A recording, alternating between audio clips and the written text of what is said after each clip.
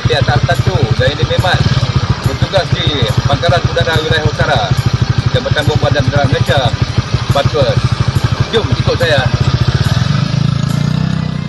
Assalamualaikum.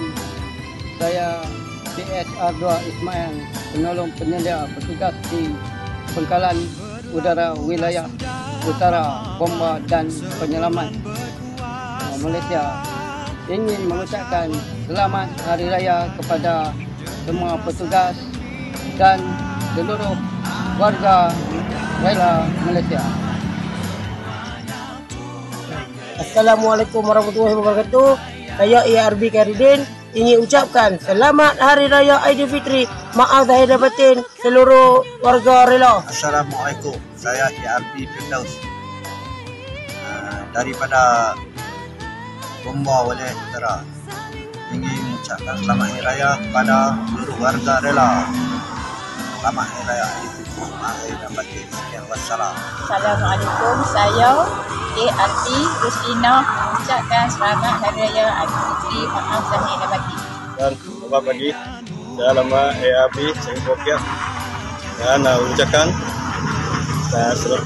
tahun 2025 selamat Hari Raya Aidilfitri. Sekian, terima kasih. Selamat petang. Saya ARB Muhammad Bomba Udara. Selamat Hari Raya Aidilfitri. Assalamualaikum, saya ARB Muhammad Syukri dari Penugasan Tetap Pangkalan Udara Wilayah Utara. JPPM ingin mengucapkan selamat Hari Raya Aidilfitri maaf zahir dan batin kepada seluruh warga rela Malaysia. Assalamualaikum, saya anggota Muhammad Syafi, bertugas di Pangkalan Udara Wilayah Utara. Saya ingin mengucapkan selamat Hari Raya Aidilfitri, maaf zahir dan batin. Saya ARB Muhammad Azri, tugas di Pangkalan Udara Wilayah Utara, ingin mengucapkan selamat Hari Raya Aidilfitri, maaf zahir dan batin.